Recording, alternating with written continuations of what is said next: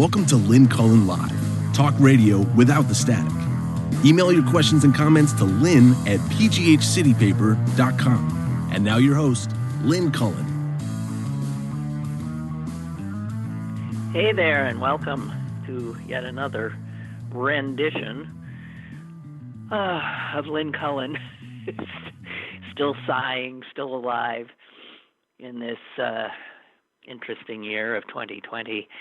And happy first day of autumn. It's September 22nd, and it's a Tuesday, so Susan should be there. Hello, Suze.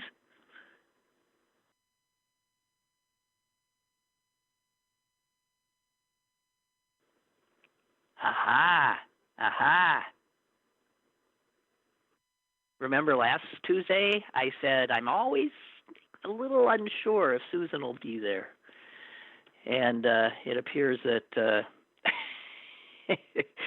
that is the case.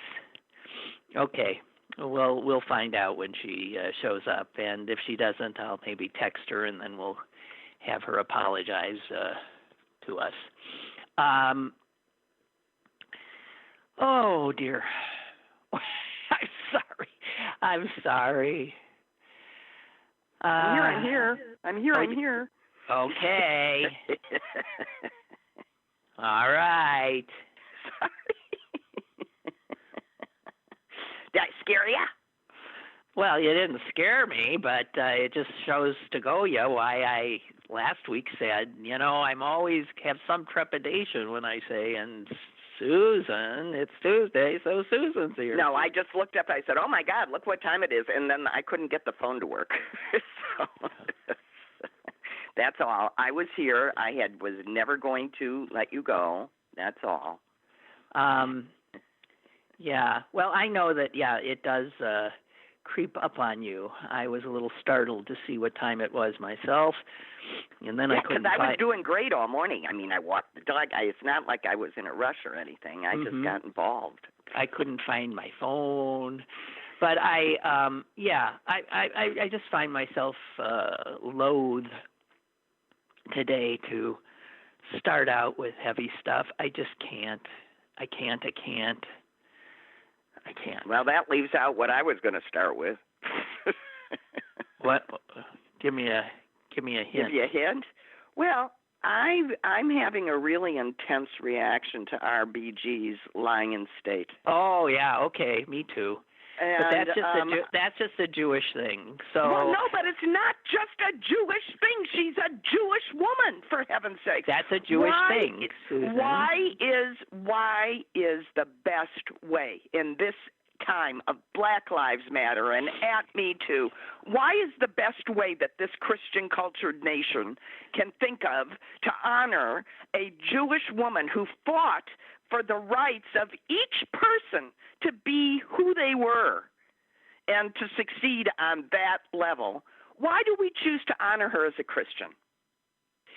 Okay. Why do we deny her the very teeniest semblance of a Jewish burial? They don't need a body to honor her. Wait. I was thinking the same thing last night. And I'm sure she talked about it with her kids and everything else, and I'm sure this is their decision. That is right. So that's where I'm sorry that if she told, they decided to do it. Concession and sacrifice that she made for this country. And as a country, I say, at what point do we stop being so selfish that we don't, as a nation, say, no, you mourn appropriately and will mourn appropriately? Put an empty box up there. Hang her robe up there. Why do you need her corporal remains to sit out for a week? No, well, I agree. And I sort of initially thought maybe they'll just quietly bury, she's buried. Yeah, maybe it's an empty box. And there's just some, there's something, they put 80 pounds of stuff in the thing. But yeah, 2 sandbags. That was my hope. Let's just say that for those of you who don't understand the passion with which Susan speaks, that, Jews have a very, very specific way of dealing with death and burial.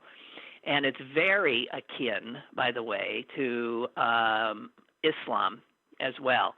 Both religions bury their dead within 24 hours, if at all possible. They do not embalm the dead. In this case, what we would call a woman's body is a metah. Members of her own community, Jewish women, would wash her body and clothe it in simple white linen garments, like a shroud, and she would be, wrapped up and put in a simple box. If it's done according to, resting on straw, and buried within 24 hours. So I must say that, yes, when I heard of that her body is, I actually saw someone on the news say her body, the viewing for Justice Ginsburg, and I thought, viewing? Jews also do not look at a dead body. We don't look. I have been told that you don't stare at a dead body because the person that you're staring at is incapable of looking back. And so you're simply staring at this corpus, this shell that held them. A lot of things, and it's just. I understand Susan's anger, but I also have to say that this had to have been something that her family agreed to. So we, in that respect, have no standing. But I think we lost out on an opportunity to explain to people that not all that she and her family have been forced now into what is essentially a Christian ritual. And we're pretending it's an honor. Well, you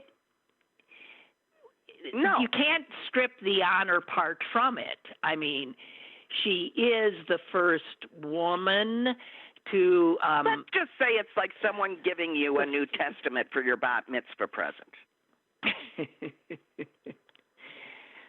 It's intended properly, but, I'm sorry.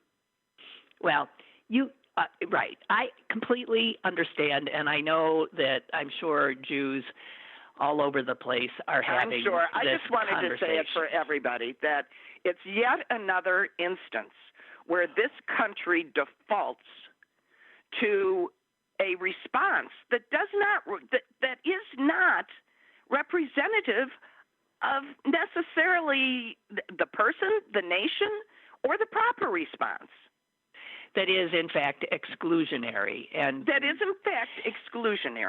even as it appears to be the opposite. And I have to tell you that, I was struggling with this yesterday. Earlier in the day, I received an incredible, let me see if I can find it for you, an incredible thing that is global, and it is something that is being done by Jews all over the world. One of the other things about Jewish death ritual is that we do not, from the time of death to the time of burial, we do not let the deceased be alone. And so there is the way that works is, again, people in the community will sit with the body and pray. And it's called Shemirah.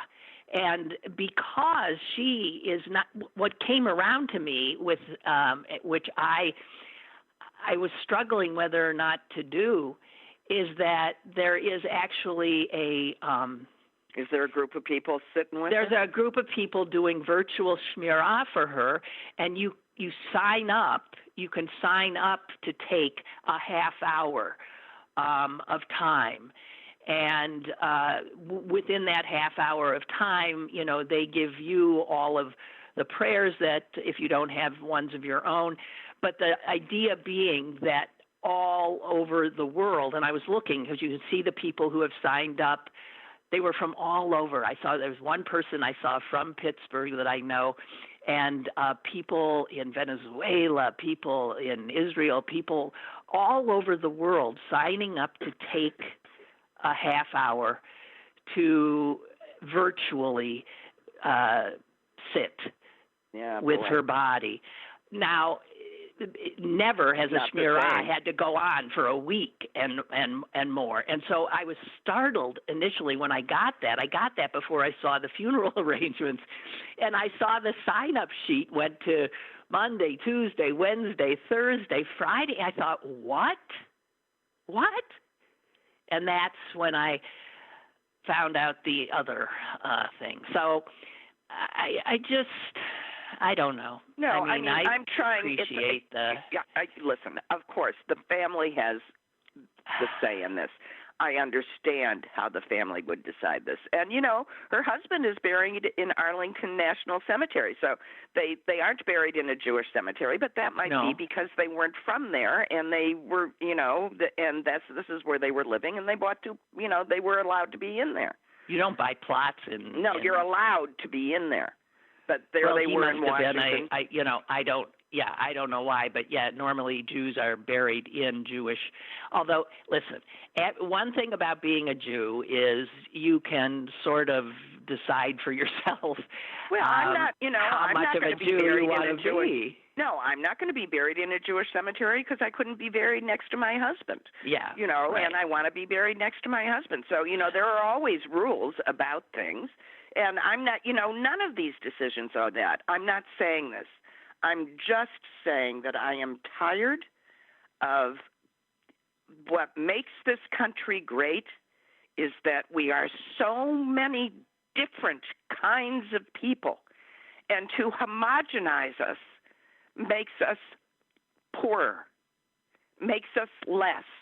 Well, it also don't need hurts. to dominate with the culture that kills other cultures. We don't.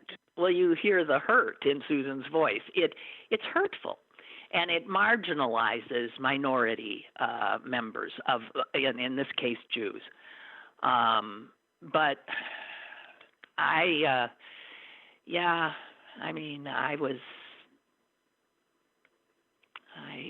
hear you. Yeah. Completely. Well, anyway, enough. So it almost, and you will understand this comment, made our mother cry. I bet. No, I know. I bet it did.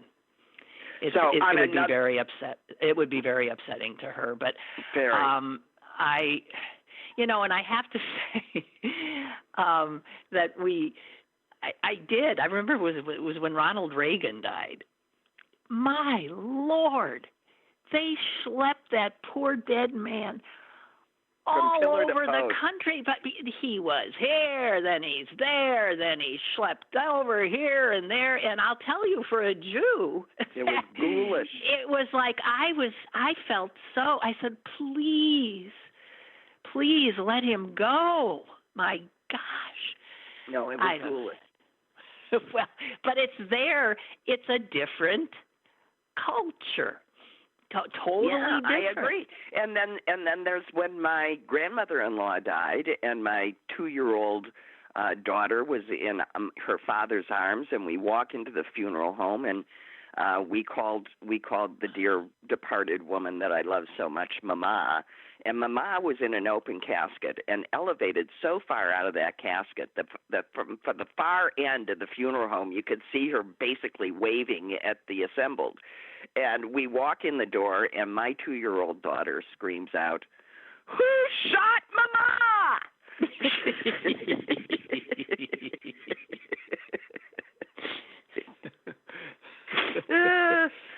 Totally cracked everybody up, but yeah, you know. way to go, Leah. All right.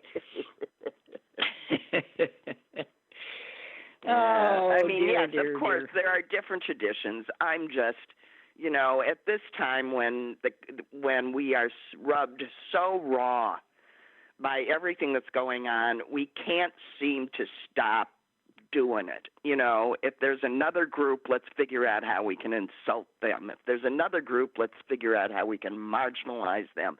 And it's just, you know, it's exhausting. Yeah. Oh, and for fun, on my walk today, you know, I count the signs, Biden sides versus the. So it turns out that the closer you get to, none of this is going to make sense to you folks. There's a road that runs down at the top of a hill, a highway called Webster Street, and then the road slopes down on either side down a hill. And I walk up across Webster Street and walk down. Well, the closer you get to Webster Street on each side, the more Democratic it gets. The farther that you get away from, the more Republican. The more, and it's so. As I'm walking along, I had been watching a guy so industriously widen his driveway to twice as wide, making small concrete, you know, pouring small concrete pads 1 week after another all summer, and by the end of the summer, he had double widened his driveway. He did a beautiful job. I was just about to, you know, say something the next time. The next time I saw him on his walk. And today I walked by his yard, and there's a Trump sign on. And it's not only a Trump sign. It is a Trump sign with the president giving both his middle fingers and saying, "Screw your feelings." Oh, dear. That was the sign. Hey, so in the dead of night, why don't, with a can of paint, go so over I'm taking and say, suggestions. screw your double wide driveway. You can write on it. Whatever. No, I know. This is unfortunately where we get. You know, it's like I just happily count the signs, but when they get, you know, when they're aggressively nasty, that has me thinking, what am I going to mail that guy? I mean, it's not like I don't know his address. Well, you don't have to do anything. You're not going to do anything, Susan. Susan has got to be held back. Yeah, you don't have to do anything. No, I am revved up. I am revved up today. I can hear that. It's a good thing I'm boxing. I can, and I want to tell you something perhaps you haven't heard about the terrifying woman who could replace Ruth Bader Ginsburg, and that is, that'll calm me right down. Yeah, that is Amy Coney Barrett. Yeah, but she's got competition from the Cuban woman. I know. Florida. Yeah, for Florida, that might be a bigger to do. So let me though say something. You know, we hear she's extremely the real right wingers just love her. Listen to this about her. I'll get it. She and her husband belong to a group called People of Praise. People of Praise. And members of this group swear a lifelong oath of loyalty, a covenant to one another. And everyone is assigned and is accountable to a personal advisor, which is a little troublesome if you're going to be sitting on the court. Accountable to a personal advisor called a head for the men, and get this, a handmaid for the women. So this woman who might be taking Ginsburg's seat actually has a handmaid, a woman to whom she is assigned and accountable. This group teaches, it's a quote, that husbands are the heads of their wives and should take authority over the family. The group describes itself as a charismatic Christian community. And here's another quote from them. The heads and handmaids give direction on important decisions, including whom to date or marry, where to live, whether to take a job or buy a home, and how to raise children. Margaret Atwood, the author, has said that she based The Handmaid's Tale in part on this group, and she's quoted in Newsweek a while back. This is from 1986. There is a sect, a Catholic charismatic spin-off sect, which calls their women handmaids. They don't go in for polygamy, but they do threaten the handmaids, according to the biblical verse I use in the book. Sit down and shut up.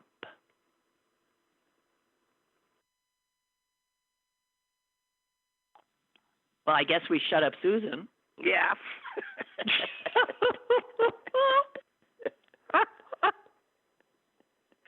You told me to calm down. I calmed down. I mean, how many strokes can I have in the course of an hour? Can you? Yeah. This is what we're going to go from Ruth Bader Ginsburg. Yeah, no, this is what's going to happen. Like that.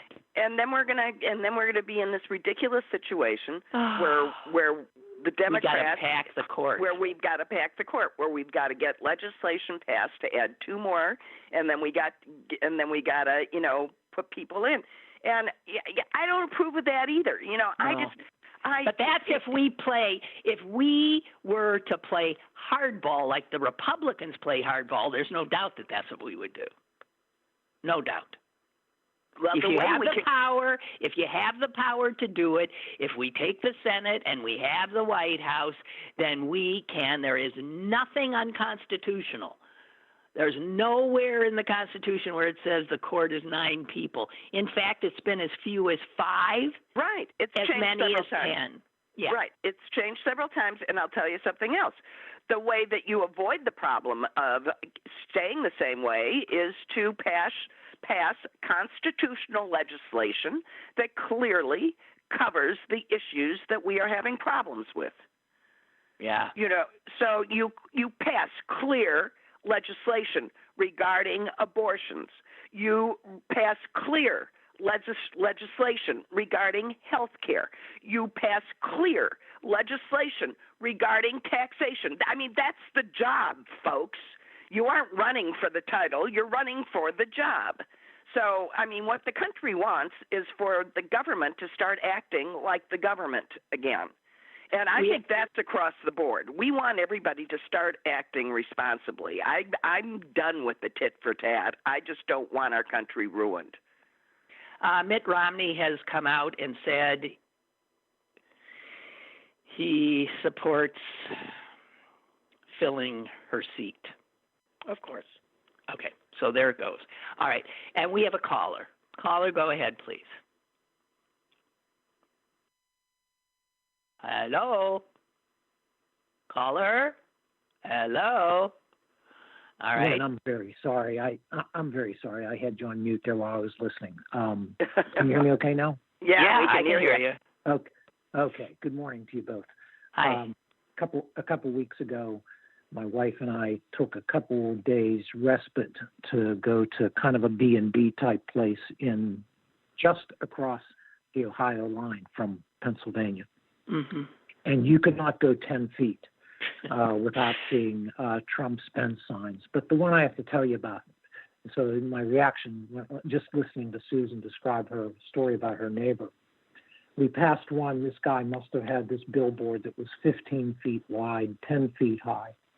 And it says, the billboard says, Trump 2020 across the top. And there's a left-hand side and a right-hand side. On the left-hand side, it says defeat, and then under defeat, it says the globalists, the socialists, the Satanists, and the pedophiles. Jesus.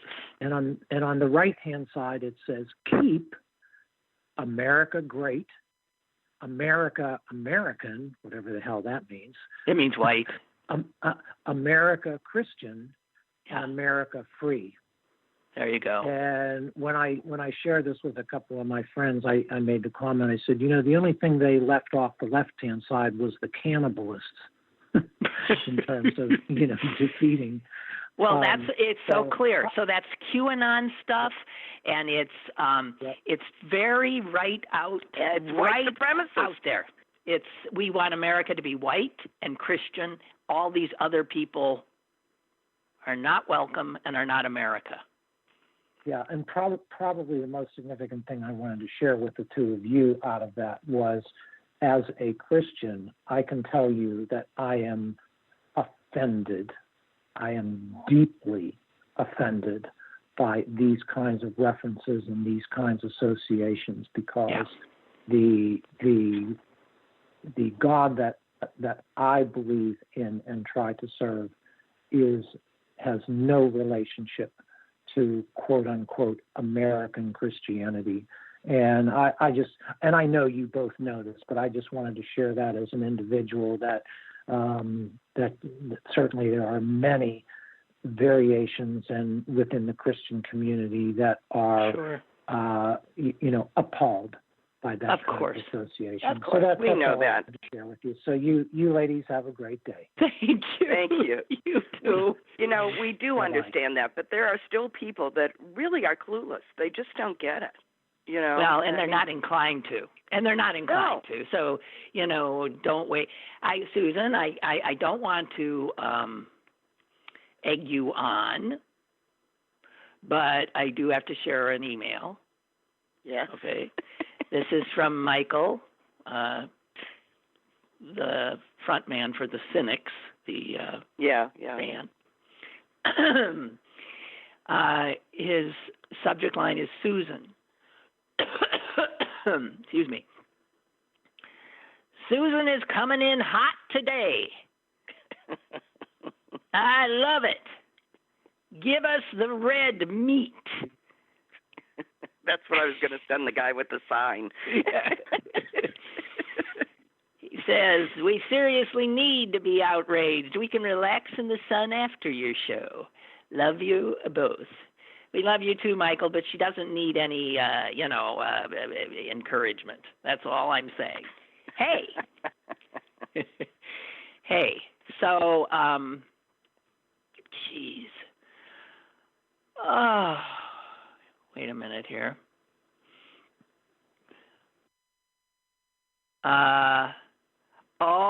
The people of praise have stopped using the word handmade. I suppose, Barbara has sent me this. Recognizing, this is from people of praise, recognizing that the meaning of this term has shifted dramatically in recent years. I guess, hey, Margaret Atwood, I guess you got some power there, babe. We no longer use the term handmaid to describe those women who are leaders in the people of praise. Handmaids were the leaders in the people of praise? Oh, dear God in heaven. All right. Lynn, sorry this is off topic, but do you know if the county has sent out ballots yet? I know there was a delay because of the Green Party court decision.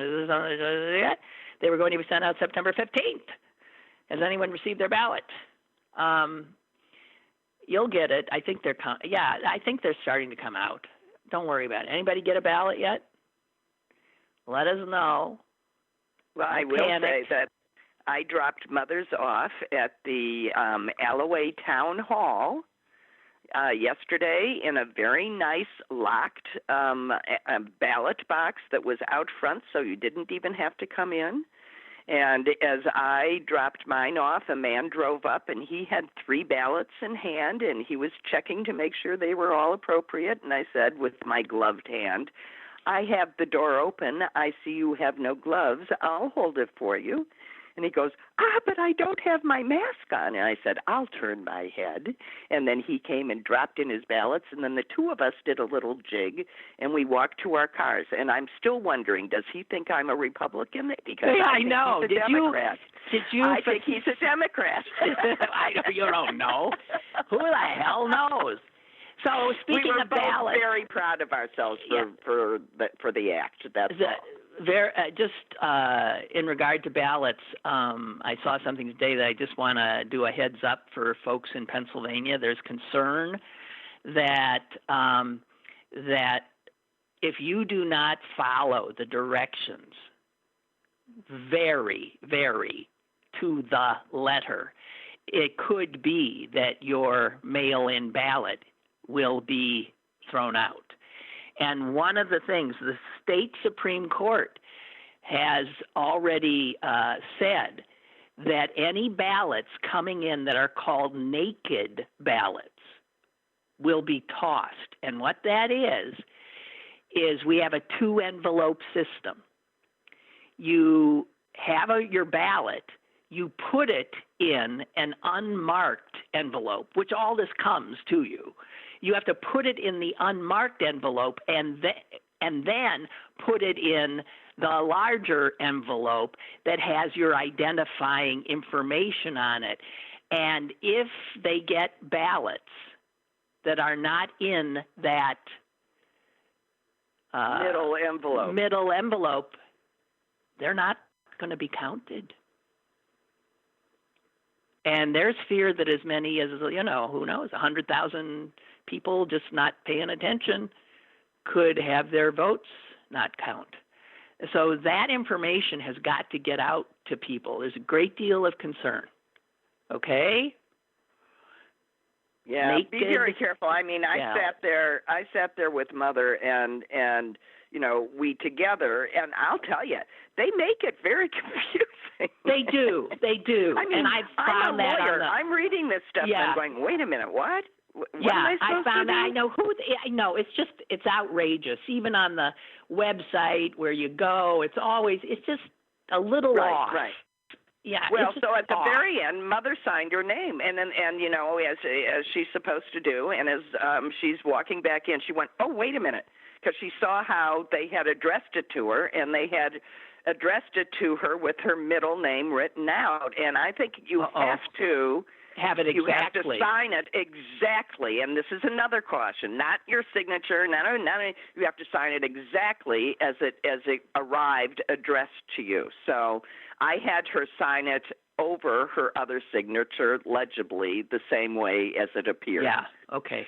We've got two callers waiting, so let's get these guys in. Hello.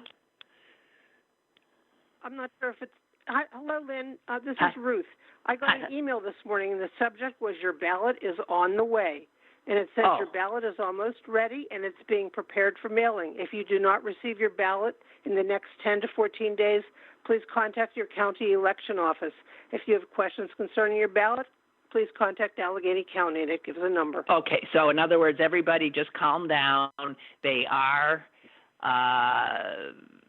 on the way. Or they're being prepared. That's what it appears. Being prepared. And thank you for that. Thank you. You're welcome. Appreciate it. Okay. Bye. Bye. Bye. Okay. Everybody's getting freaked. Hello. Is there another caller there? Well, hello. Good morning. Yeah. Yeah. Hi. Well, as good a morning as any since this nightmare began. Mm-hmm. I guess I can now disregard any respect I had for the integrity of Mitt Romney. I had a jot given his vote on impeachment. I can now safely disregard that. That's right. They've left the Democratic Party. Should we be so blessed as to obtain the presidency and the Senate, they've left no choice but first of all, I'm not even going to call it they've packed the courts. They've packed the courts. What was the theft of Merrick Garland's seat but court packing? What was what occurred in 2000 when the Republican-controlled Supreme Court jettisoned their their so-called devotion to states' rights and federalism and intervened to stop the vote count, which allowed 2 GOP Supreme Court nominees to retire and have George W. Bush appoint their replacements. What was that court packing? It's an illegitimate Supreme Court. They've been packing the court for the last 4 years. The courts, the federal judiciary, has been packed. That's all that McConnell's Senate has done. Yes, yes. The new Biden rule, because there never was a Biden rule, as we all know. Joe Biden himself didn't call for a vote on it. It was never even considered, and it didn't even mean what they said it meant. But there should be a Biden rule should he become president. The Biden rule will be, we're only going to add 2 justices for every one that you've stolen. we'll even give you a mulligan on the Bush Jr. appointees. We just get to add 4 since you stole Garland's seat, and since you're stealing Ginsburg's, the 180 Ginsburg's seat. Yeah. They have to be made to pay a price. As you said, they're shameless and relentless. And the standard operating procedure for Republicans in the past, I'd almost say 40 years, has been disregard a law or norm or tradition or an ethical precept, all right? Disregard a rule that's held fast. Step over the line and dare anyone to stop you or to take retribution. If you don't pay a penalty, well, that's the new line. You've crossed that line. Now you've got a new line. And then they'll cross that line. And look, that's right. I've got to lay blame. I've got to lay blame. The Democratic Party has not fought back. The Democratic Party has not made them pay a price for their perfidies. No, and I have to tell you, we have now a man who is heading our ticket who is not inclined to do so. But let's make very clear about that. Oh, I agree. Joe Biden would not prefer not to do so. But he's for reaching across the aisle. But at a certain point, there's no choice. You know there's an insurgency in the party, and if you're going to have a GOP court, which is going to do such things as strike down the Affordable Care Act on legal nonsense, every nonpartisan. They're going to every regulate the damage they will do will remake America. It will stymie any effort on the part of the people's chosen Congress and president to move forward. It will serve as a total stonewall for the next 2-3 decades. And this, it cannot stand. It cannot stand. And I'm sorry, I don't mean to sound, although I don't believe personal religious belief should play any role in shaping law. I think law should be shaped by, frankly, rationality and universal human values. But this idea that a society which is increasingly pluralistic, multiracial, multi-ethnic, multi-religious, including Americans who identify with no organized religion, let alone agnostics and atheists, and yet we're going to be ruled by an almost entirely, and essentially that's what it's going to be, ruled by fiat. Any societal progress undone by a group of, that's going to consist of 7 staunch Catholics and 2 liberal Jewish justices. This is absurd, and nearly all white. This is absurd. Yeah. It's absurd. Okay. I'm going to tell both you and Susan to take calm down. I passed it on. Right. Okay. So, hey, thank you for your call and your passion. Okay. Yeah, I wasn't. Right. I was really worked up. Then I calmed down, and I called you. I got worked up again. Yeah, I know. That's how it goes. That's how it goes. Thank you. Thank you. Okay. Bye. Bye. Bye. Yeah, see, I calm down now. That is what happens. I rev somebody else up, and then I feel fine. Yeah.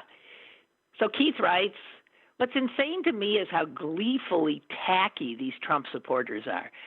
I have a guy in my neighborhood outside of Harrisburg that has one of these giant Trump flags hanging off his house that says, Trump, no more bullshit.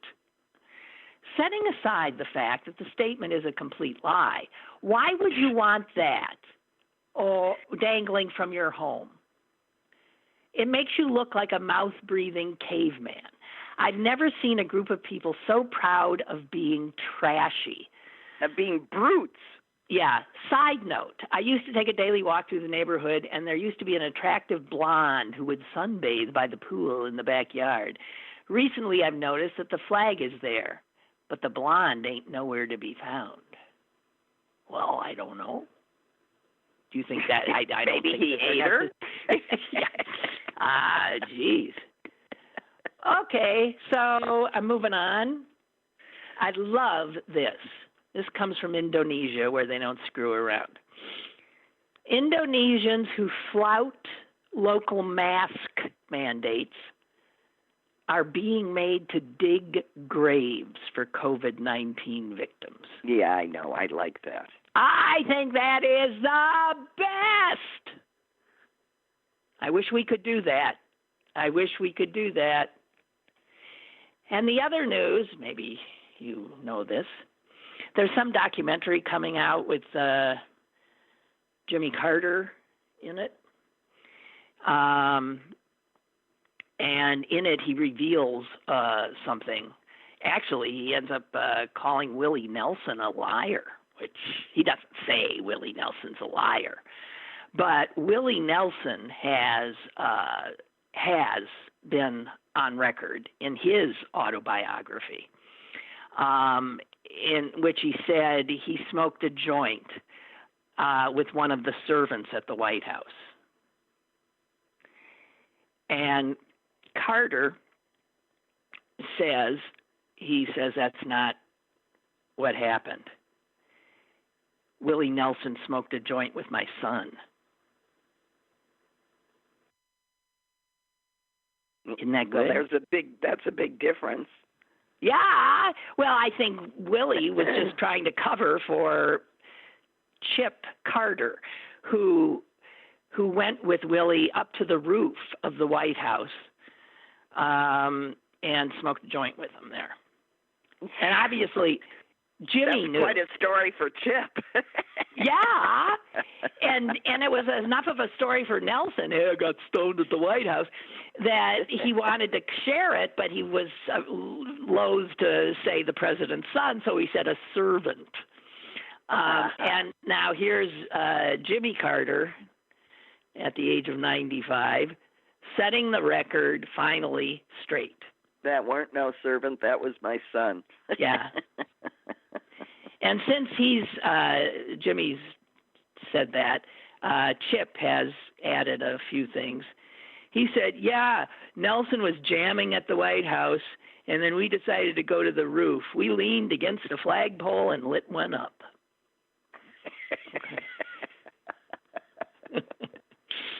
Just saying. Well, it sort of makes the house a home. Yeah, well, sure, it's their home, and that's what happens. You sneak out, and you have a joint. And that's especially what kids do. Yeah, well, beginning exactly to sound right. like a normal childhood to me. Yeah, right. So I have to then share this just because I don't think I can take any more of the real news for just a little while here. Did you hear of this children's show called Ultra Strips Down? No. Maybe. Well, Ultra. Ultra turns out is an on-demand children's channel, but it's not in this country. That's why you wouldn't have known about it. It's in Denmark, and this shows how extraordinarily different our culture is from, well, Denmark for sure. So this is a show that is in its second season, so it's a hit. And it consists of a live studio audience made up of kids, 11 to 13 years old. So that's middle school, right? Middle school kids. Right. And they have, before they get to the studio, they have spent days in their schools discussing the general subject matter of whatever the show is going to be. And the topic of the show that this reporter wrote about it, was skin and hair. Skin and hair. And so what happens is when the show starts, the kids are all in the audience, and then 5 adults in bathrobes step forward on the stage. Yeah, I did know about this. This is what I And they drop the bathrobes and stand there completely naked. These are men and women, young and old, white and black. And all different shapes and all sizes. Different shapes. And they face the children and the cameras, and with their hands and arms folded behind their backs. Here is my body. And this is what educational children's programming looks like in Denmark. It is meant specifically as a tool to fight body shaming and to make kids comfortable in their own skin. And the reporter talks about the kids initially looking a little freaked, even though they knew that that's what they were going to see, but being a little uncomfortable asking questions, which is what they're supposed to do. And then as the half hour goes on, they get more and more relaxed, and they're asking questions like, at what age did you grow hair on the lower part of your body? And they asked this one woman, do you consider removing your tattoos? And they asked this other guy, are you pleased with your private parts? And that guy, Martin, answered partially, I've never had negative thoughts about my private parts. But then another guy on the stage said, when I was young, I worried about the size. But that has changed over time. And they say the kids, their faces are serious, they're nodding, and their hands are shooting up and asking more and more questions. These adults that do this are not actors, they are volunteers. And an American would freak.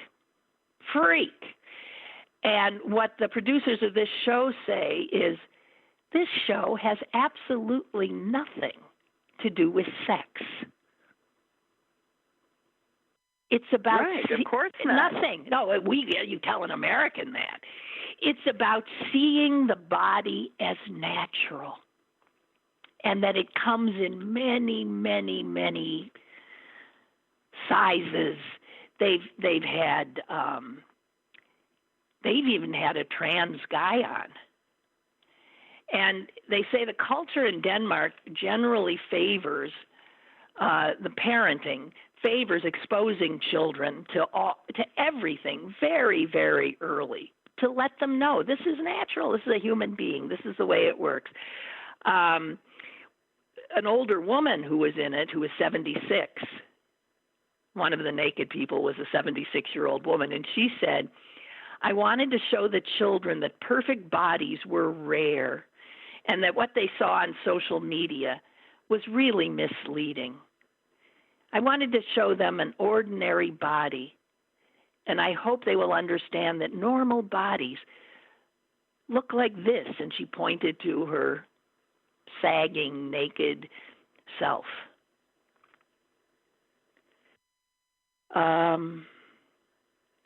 So, good for her. Oh yeah, they've had someone with dwarfism on. They've had. I mean, it is really amazing. So it's called Ultra, and that's again it's like HBO. Ultra Strips Down. It's an educational tool. Just so you get, a sense that, and I'm willing to bet you that in Denmark there is lower rates of sexually transmitted diseases, unwanted pregnancy, all of that. Just want to say. And Mary says, hey, she says, there are resources to find out the latest information on how to vote, but also track the status of your ballot. Yeah, I got onto this yesterday myself. If you go to PADEMS, www.padems.com/vote, you'll get all kinds of information of tracking your ballot and its status, and that can happen at PA Voters Services. There's a lot of information out there. We put out on my Facebook page, I think, this, all of the questions that people have and many of the answers that can be helpful to you. Also, it is important to check. You might think you're registered, but I heard a disquieting story from someone who was with a bunch of people, and they all said, well, sure, I'm registered. And then she went online and said, no, you're not, because you can find out. Now, yesterday I went online at the Pennsylvania site and put my name in, my address, my this, that, and the other, and asked them if I was registered. And they said they couldn't find me. Well, that made me a wreck. They said, check with your county. So I tried Allegheny County, and thank God they knew me. Yes, you're registered, and they told me where I vote and all the other stuff. Don't take anything for granted is the message here. Don't take anything for granted. That was on my to-do list yesterday. Check your status. Make sure. Okay? Well, last night I attended a virtual lecture. So did I. Didn't you think she was wonderful? We are talking about a woman named Lema Gabowe. She was a Nobel Peace Prize winner in, I think, 2012. 2011. Yeah, and Liberian. I listened as well, and wow. As did our brother, by the way, and he called me after, and he said, what a force of nature. Right. Pretty amazing. And this is a woman who sort of stopped a civil war. Yeah. Peacefully. Created a movement starting by singing. Mobilizing women in the streets in Liberia. And at first she had mobilized her Christian women. That was her group. And then she reached out to Muslim women, and she pulled the Muslim women in and the Christian women in, and they grew and they grew and they grew, and damn if they didn't take down a dictator, essentially, and stop the strife in their nation. And she now, works constantly trying to make the world a better place. With such hope. I mean, she embodies such a patience. Of course, we can do this, but you have to believe in it. Attitude, and she tells the story at the very, very end of the question and answer period last night. She tells the story, and this tells you how immediately entranced you are with her. She says, I always say that mothers are like pineapples. They have eyes all over their bodies. And she tells the story of how she's walking to work. She was at that point a professor at Columbia in New York, and she's walking to work. She's already late for a meeting, and she sees three young black men, teenagers, run into a nail salon, and she just stops in her tracks, and she's going, "What are you doing? You're late." She's going, I'm going right, even though I should go left. And these boys come running out. She follows them, and she sees them run up to this little old white man, she said, blue eyes and all. She's testifying he was a white guy. And she noticed that he had a broken flip-flop. He was poor. He was homeless probably. He was sitting there with a broken shoe. And those three young boys had gone over and bought a pair of flip-flops from the nail salon and brought them to the old man. Wow. She told the story in response to being asked how can she remain hopeful. Yeah. And she said she walked up to those three boys with her arms outstretched to give them a big hug, and she says, of course, they went, "Whoa, stand back, lady, who are you?" And she said, "I just want you to tell your mother that they raised they raised fine young men." She said, "That's it." She said, "I could retire because those people are in the world now." Yeah. And there was something so miraculously hopeful from her. Well, you know what? If you think, though, of all the people like her, I mean, she talked about sitting with Desmond Tutu and what he was saying about Mandela, and she, all of those people have this thing in common, which is they are indomitable, they are hopeful, and they are dogged. They just keep going. They refuse to get hamstrung by, and she also talked about, which is something we so need to keep in mind, we live in a world in which everything comes so quickly, the Google world.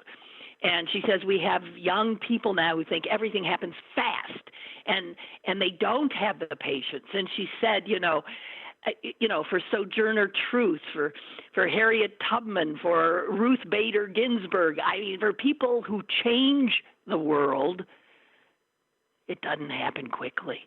It happens over time and with a lifetime and beyond that lifetime.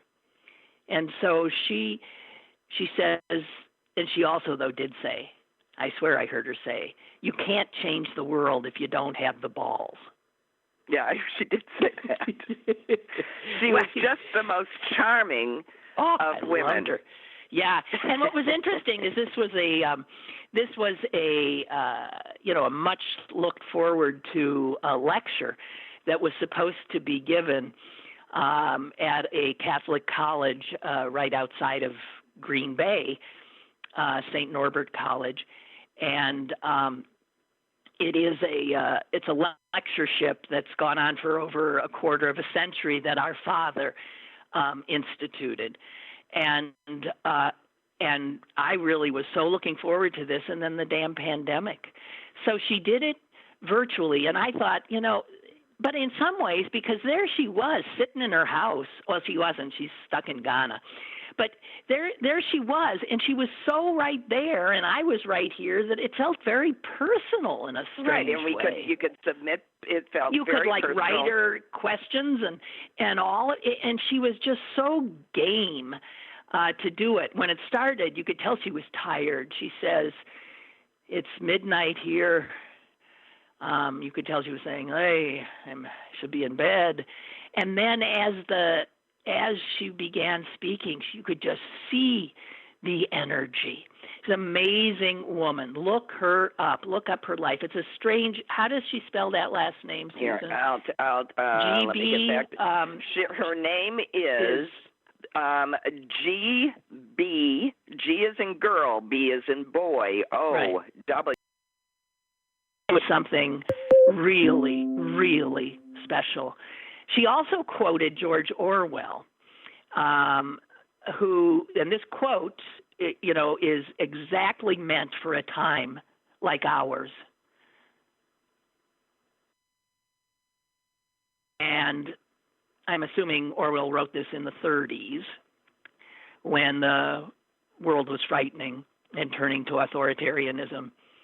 And it's a simple quote: truth-telling is revolutionary.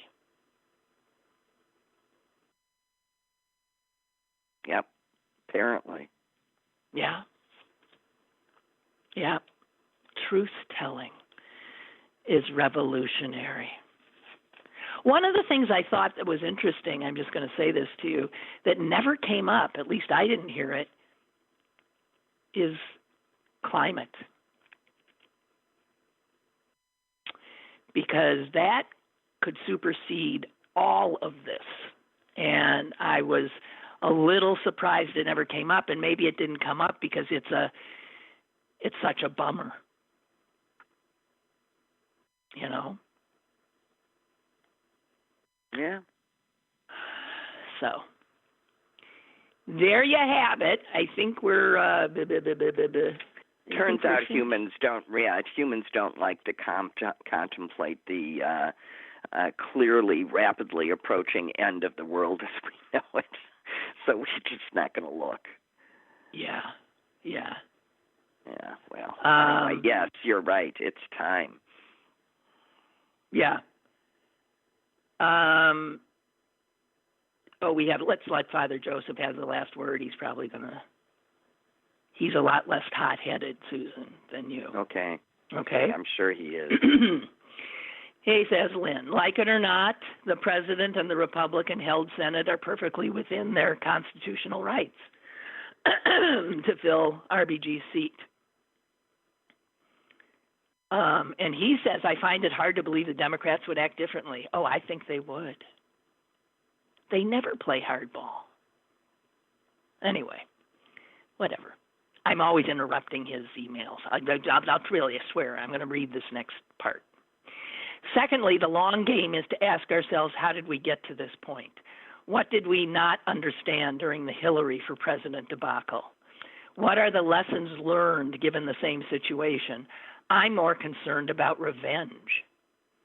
I think the progressive focus, should Biden win, must be on issues instead of political victory laps around the political arena. Dare I say that will be a time to be a little deaf. That's referring to RBG's mother-in-law's advice that every good marriage, it helps for both parties on occasion to be a little deaf.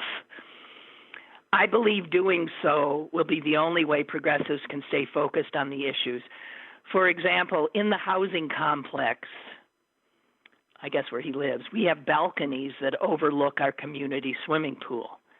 2 weeks ago, someone decided to hang a huge flag from their balcony which said Trump 2020 with a subtitle, No More Bullshit. Same thing that this other guy was talking about. This flag hung over our outdoor community cooking and eating areas, hot tub and swimming pool, all of which are frequented by families with their children. I was furious, but I also know my wife and I happen to be one of the few people of color in this development. I knew better than to simply walk into the apartment office and demand its removal due to simply being offended. Instead, I was able to get it removed within 2 hours by sending a note to the office referencing the lease contract that prohibits hanging anything on the outside of the balcony railings and the prohibition against signs containing vulgar messages. My point is that I stayed focused on the process and used legal justification to get things done instead of responding in an ideologically crazed manner.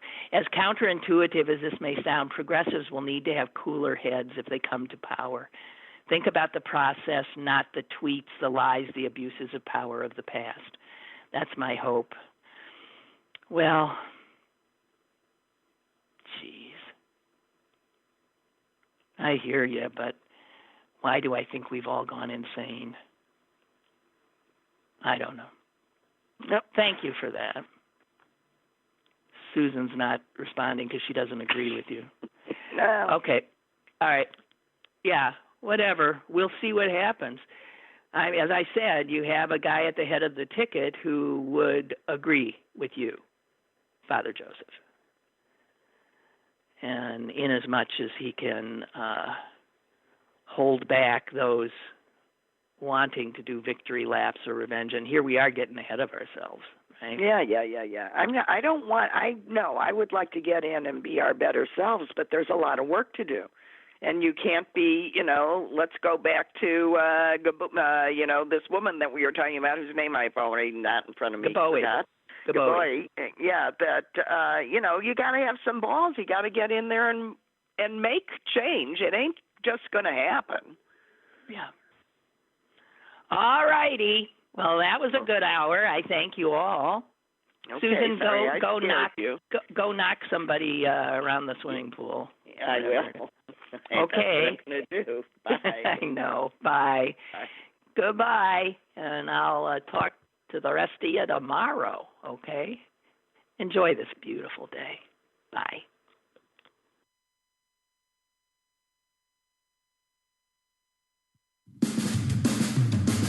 Lynn Cullen Live, Monday through Friday from 10 a.m. to 11 a.m. and archived at pghcitypaper.com. The opinions expressed on Lynn Cullen Live are those of the host and do not necessarily reflect the viewpoints of Pittsburgh City Paper or its advertisers.